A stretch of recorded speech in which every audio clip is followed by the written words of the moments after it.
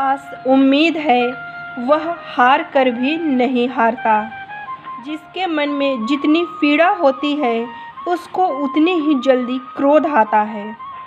यदि आप गुस्से के एक क्षण में धैर्य रख सकते हैं तो आप दुख के दरिया में डूबने से बच सकते हैं। नेक इंसान बनने के लिए हमें वैसी ही कोशिश करनी चाहिए जैसे सूरज चमकने के लिए हर रोज़ जलता है।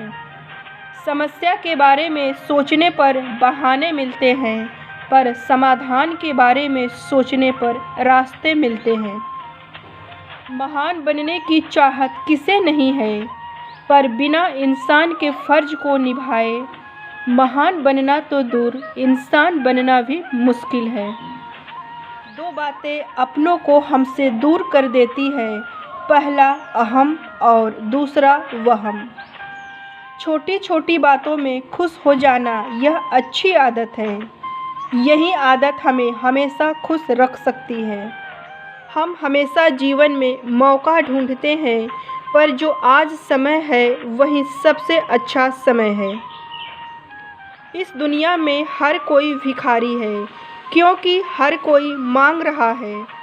बस फ़र्क इतना है कि कोई रोड पर खड़े होकर मांग रहा है तो कोई मंदिर में हाथ जोड़कर मांग रहा है, पर मांग तो हम सभी रहे हैं। सबसे बड़ा रिस्क है कोई रिस्क ना लेना। जीवन में आगे बढ़कर ऊंचाइयों को तब तक प्राप्त नहीं कर सकते जब तक कि जीवन में कोई रिस्क नहीं लेते। जिस प्रकार एक पहिए से रथ की गति संभव नहीं, उसी प्रकार पुरुषार्थ के बिना केवल भाग्य से सफलता नहीं मिलती। जो दिखाई दे जरूरी नहीं कि वो सच भी हो। कभी कभी झूठ भी सच लगता है और कभी कभी सच भी झूठ लगता है।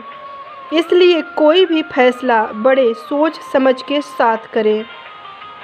जीवन में जब खराब दौर चल रहा होता है तब हम ईश्वर पर संदेह करते हैं कि ईश्वर हमारी मदद क्यों नहीं कर रहे हैं।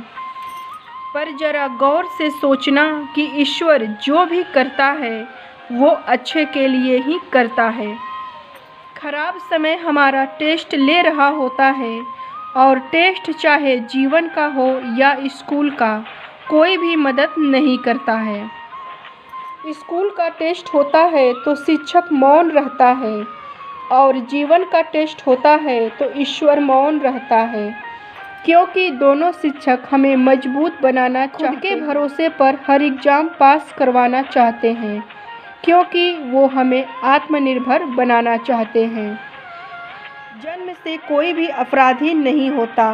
बाल्यावस्था में जिस प्रकार के विचार हमारे मन में गहरे हो जाते हैं, भविष्य में उन्हीं विचारों का बड़ा स्वरूप बन जाते हैं। अपराधपूर्ण विचारों को मन में स्थान नहीं देना चाहिए, क्योंकि आगे चलकर एक घातक रूप में बदल जाते हैं। भावनाओं और विचारों की प्रबलता कितनी ताकतवर होती है, इसका प्रूफ हर रोज़ जीवन में हमें देखने को मिलता है। अच्छी भावनाओं, अच्छे विचारों के साथ किया गया कोई भी कर्म कभी भी व्यर्थ नहीं जाता है। अच्छी भावना ही भगवान तक जाती है, बाकी सब तो हमारा क्रिया कर्म सब यहीं रह जाता है। जैसा बीज होता है वैसा ही पेड़ होता है, और जैसा पेड़ होता है वैसा ही उसमें फल आता है। विचार बीज है, कर्म पेड़ है, और फल हमारा भविष्य है। इसलिए अगर भविष्य को अच्छा बनाना है तो अपने सोच को हमें अच्छा बनाना होगा। आप सबका दिन शुभ हो।